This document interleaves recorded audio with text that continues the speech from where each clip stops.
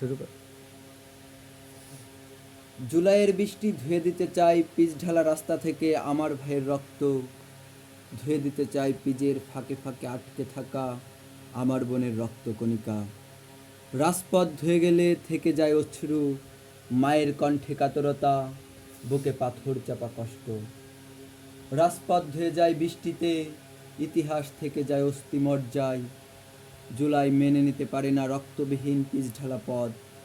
তাই আমি মাকে বলতে চাই, হয়তো ফেরা হবে না তোমার কোলে, শুনতে পাবো না আর ঘুম পাড়ানি গান।